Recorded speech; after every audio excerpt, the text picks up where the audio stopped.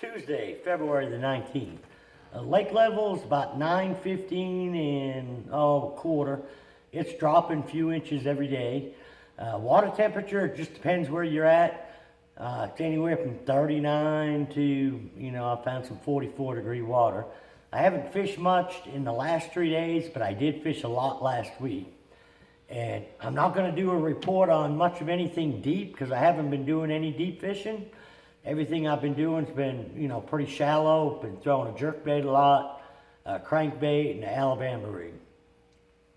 And the watercolor depends where you're at in the lake as well.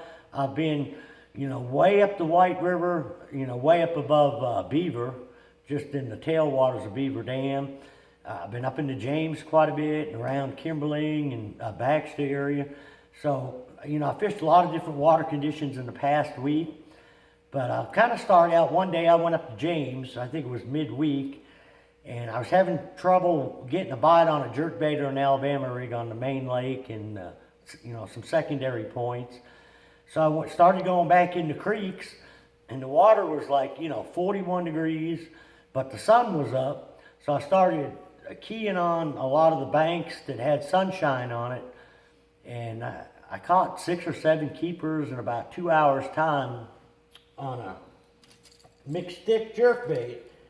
And I kept trying to fish cedar trees. I'd be running down the bank and it'd be a good looking tree and couldn't get a bite on it. But most all the fish I caught that particular day, the boat was in 10 to 12 feet and I was casting up to the bank. I actually broke the bill off of one of my jerkbaits, but it seemed like the fish weren't suspended, they were right on bottom. It seemed like I had to be jerking that bait, off of the rocks. The fish were really keying on the rocks, and some of them were, I'd just make, 1 or 2 twitches. They were really uptight on the bank, pretty much all largemouths, but they was extremely shallow. So I picked up a crankbait and caught some on a crankbait as well, but the better fish I caught on a jerkbait. I think next day I went down lake, mid-lake area. Water was extremely clear there. The watercolor up in the James where I was catching them jerkbait fish real shallow, it was about, 2.5, 3 foot of visibility. And it was some of the colder water I had found. Now down lake, the water was a little bit warmer, 44, in the afternoon, 45.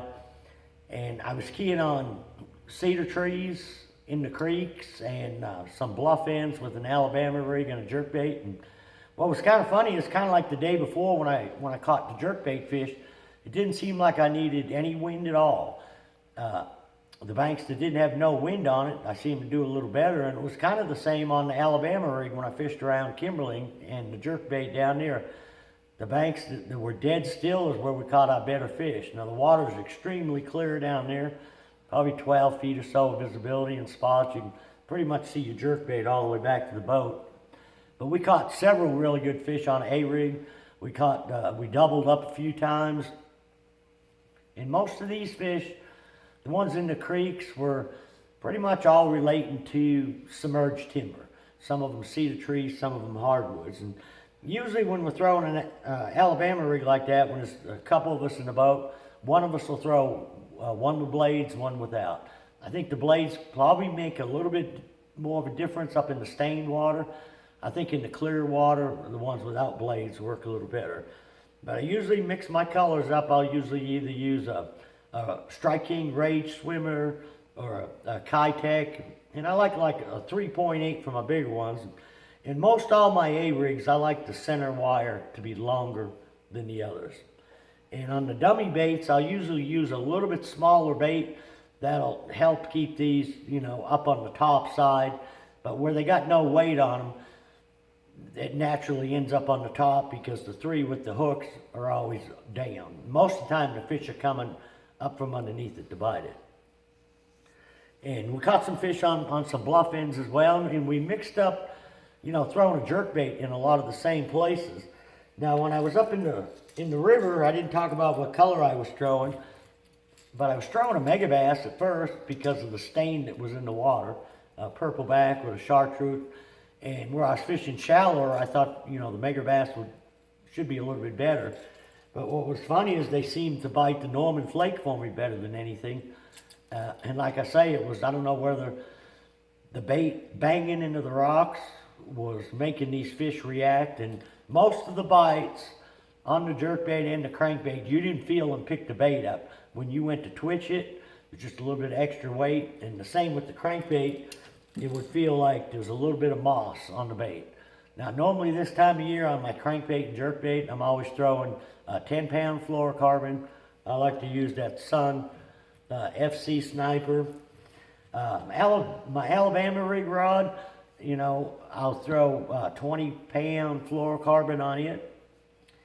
And I like to use a real long rod. The same rod I'll throw a big heavy crankbait on. And I've got a loose cranking rod for it. And my jerkbaits, you know, usually about a 6/8 to 6/10 on the jerkbait rod. And then I like a 7-foot real light action for my crankbait. But anyways, when we got down lake, it's kind of funny. I got bit on the purple and chartreuse, which is the old Table Rock shad color. And in extremely clear water, the sun was up. You know, I thought like a blue bandit or something would work a little bit better, but for some reason, the solid bait worked better. Normally, I'll throw a solid bait on a cloudy, overcast day or in dirtier water, but they bit the Norman flake and the Table Rock shad for me better than they did a translucent bait. You know, just about time you think you get fish figured out, they'll show you a little something different. But as far as on the crankbait, now the crankbait bite down lake seemed to be, you know, probably 12 to 14 feet deep. I didn't throw a wiggle wart very much. I threw a rock crawler, about 55, because it'll consistently get down on 10-pound line to that 12-foot range. And the colors I was throwing, we were throwing it's like a red craw with a greenback, and then the stone cold. Another good little bait too that'll get down there about that depth is that 3XD of Strike Kings. You know, that's a good little bait. It'll get down there in that 10, 12 foot. The wiggle water will work real good if the fish are up there a little shallower, but both of these baits will consistently get down there to, you know, 10 feet, 10 to 12, where that wiggle wart's more like about an 8 to 10 foot depth range. Now, you know, like I say, I've been just keying on where I've been out playing. I haven't really give up on the deep fish, but I kind of got tired of fishing for them. Love throwing a jerkbait.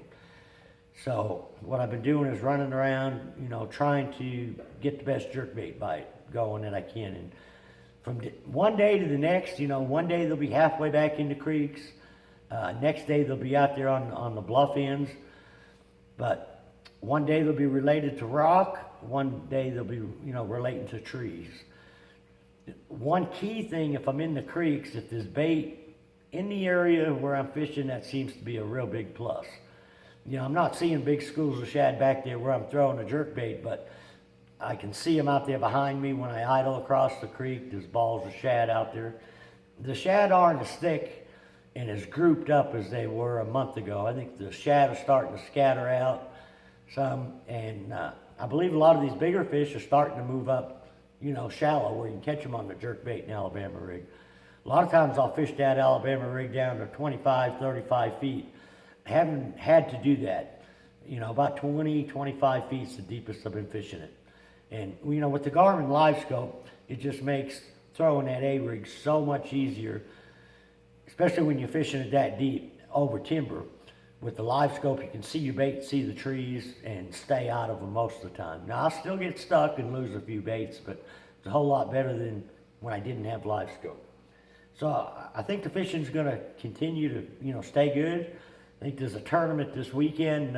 Table Rock Fishing Intel has got a tournament, I think, Saturday out of Mill Creek.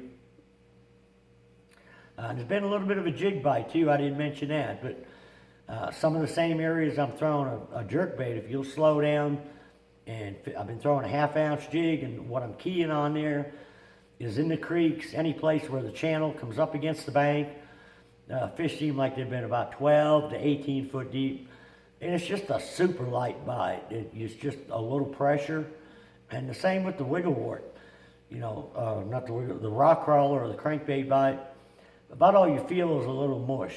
Now, down lake, if you get around some trees and stumps, starting to get quite a bit of that algae and moss, and that's exactly what the bite feels like. It feels like you picked up a bunch of moss on either your jig or your crankbait.